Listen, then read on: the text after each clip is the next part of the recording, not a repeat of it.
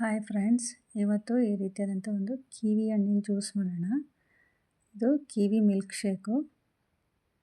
Juice ಸೆಂಟರಲ್ಲಿ ಹೇಗಿರುತ್ತೋ ಅದೇ taste ಕೊಡುತ್ತೆ ನಮಗೆ. ಇದನ್ನು ನಾವು ಮನೆಯಲ್ಲೇ ಮಾಡ್ಬೋದು. ಮನೆಯಲ್ಲೇ ಮಾಡಿ ಮಕ್ಕಳಿಗೆ ನಾವು ಕೊಡ್ಬೋದು. ತುಂಬ ಟೇಸ್ಟಾಗಿರುತ್ತೆ. ಹೇಗೆ ಮಾಡೋದು ಅಂತ ಇವಾಗ ನೋಡೋಣ. ಮೊದಲು ಕಿವಿ ಹಣ್ಣು ತೊಗೊಂಡಿದ್ದೀನಿ. ಕಿವಿ ಹಣ್ಣಿಂದು ಮೇಲ್ಗಡೆ ಏನಿರುತ್ತೆ ಅದನ್ನೆಲ್ಲ ಈ ರೀತಿ ತೆಗೆದುಬಿಡ್ಬೇಕು. ಫಸ್ಟು ನೀಟಾಗಿ ಎಲ್ಲದನ್ನು ಕಿವಿ ಹಣ್ಣಿನ ಮೇಲ್ಗಡೆ ಇರೋದೆಲ್ಲ ಸಿಪ್ಪೆನ ತೆಗಿಬೇಕು. ನಾನಿಲ್ಲಿ 2 ಹಣ್ಣು ತೊಗೊಂಡಿದ್ದೀನಿ. ಕಿವಿ ಹಣ್ಣು ಹೆಲ್ತಿಗೆ ತುಂಬಾ ಒಳ್ಳೆಯದು. ಇದು ಸ್ವಲ್ಪ ಹುಳಿ ಇರುತ್ತೆ, ಹಾಗಾಗಿ ಮಕ್ಕಳು ಅಷ್ಟಾಗಿ ತಿನ್ನೋದಿಲ್ಲ.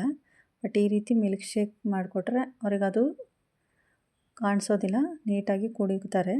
ಅದರಿಂದ ಸ್ವಲ್ಪ ಹೆಲ್ತ್ ಕೂಡ ಚೆನ್ನಾಗಿರುತ್ತೆ. ಕಿವಿ ಹಣ್ಣಿಂದ ತುಂಬಾ ಬೆನಿಫಿಟ್ಸ್ ಇದೆ. ಬಟ್ ಮಕ್ಕಳು ಅಷ್ಟು ಇಷ್ಟಪಟ್ಟು ಈ ಹಣ್ಣನ್ನು ಯಾವಾಗಲೂ ತಿನ್ನಲ್ಲ.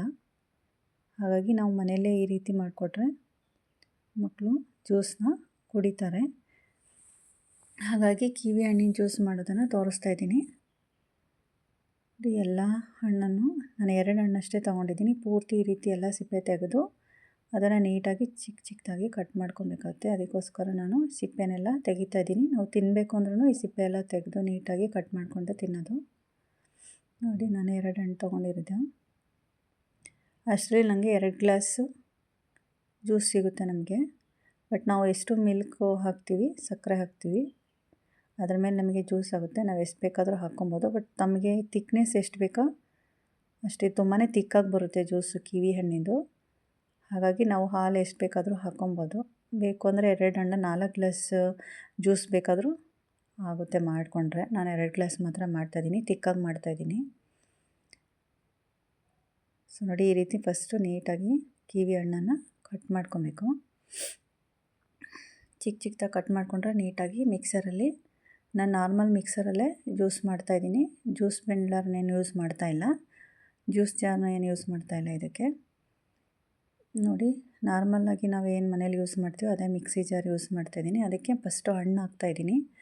ನಾವು ಯಾವುದೇ ಜ್ಯೂಸ್ ಮಾಡುವಾಗ್ಲೂ ಯಾವುದೇ ಕಾರಣಕ್ಕೂ ಫಸ್ಟಿಗೆ ಮಿಲ್ಕ್ ಶೇಕ್ಗಳು ಮಾಡುವಾಗ ಮಿಲ್ಕನ್ನು ಯಾವುದೇ ಕಾರಣಕ್ಕೂ ಮಿಕ್ಸ್ ಮಾಡಬಾರ್ದು. ನಾನು ಕಿವಿ ಹಣ್ಣು ಹಾಕ್ಬಿಟ್ಟು ಒಂದು ಸ್ವಲ್ಪ ಪೆಪ್ಪರ್ ಪೌಡರ್ ಹಾಕ್ತಾಯಿದ್ದೀನಿ. ಯಾಕಂದರೆ ಕಿವಿ ಹಣ್ಣಲ್ಲಿ ಹುಳಿ ಅಂಶ ಇರುತ್ತೆ. ಆಮೇಲೆ ಸ್ವಲ್ಪ ಸಾಲ್ಟ್ ಹಾಕ್ತಿದ್ದೀನಿ ಮತ್ತು ಸ್ವಲ್ಪ ಸಕ್ಕರೆ ಹಾಕ್ತೀನಿ. 1/2 ಕಪ್ ಸಕ್ಕರೆ ಹಾಕಿದ್ದೀನಿ. ನೋಡಿ, ಮಿಕ್ಸಿ ಮಾಡ್ಕೊಂಬಂದಿದ್ದೀನಿ. ಫಸ್ಟ್ ಅದನ್ನು ಮಿಕ್ಸಿ ಮಾಡ್ಕೊಬೇಕು, ಸಕ್ಕರೆ ಮತ್ತು ಕಿವಿ ಹಣ್ಣು, ಪೆಪ್ಪರ್ ಪೌಡರು, ಸಾಲ್ಟ್. ಅದಾದಮೇಲೆ ನಾವು ಹಾಲು ಎಷ್ಟು ಬೇಕೋ ಹಾಕ್ಕೊಂಡು ಅದಕ್ಕೆ ಐಸ್ ಕ್ಯೂಬ್ ಹಾಕ್ತಾಯಿದ್ದೀನಿ. ಐಸ್ ಕ್ಯೂಬ್ ಹಾಕಿ ಮತ್ತು ಅದನ್ನು ನೀಟಾಗಿ ಮಿಕ್ಸಿ ಮಾಡ್ಕೊಂಬಂದಿದ್ದೀನಿ. ಈಗ ನಮಗೆ ಕಿವಿ ಹಣ್ಣಿನ ಜ್ಯೂಸು ರೆಡಿ ಆಯಿತು. ಒಂದು 10 ಮಿನಿಟ್ಸಲ್ಲೇ ಆಗೋಗ್ಬಿಡುತ್ತೆ. ಮಕ್ಳಿಗೆ ಮಾಡಿಕೊಟ್ರೆ ಅವ್ರ ಹೆಲ್ತಿಗೆ ಚೆನ್ನಾಗಿರುತ್ತೆ. ಅವ್ರು ತುಂಬ ಇಷ್ಟಪಟ್ಟು ಇದನ್ನು ಕುಡಿತಾರೆ. ಸೊ ಹಾಗಾಗಿ ಇದನ್ನು ಮನೇಲಿ ಒಂದು ಸಲ ನೀವು ಟ್ರೈ ಮಾಡಿ. Thank you.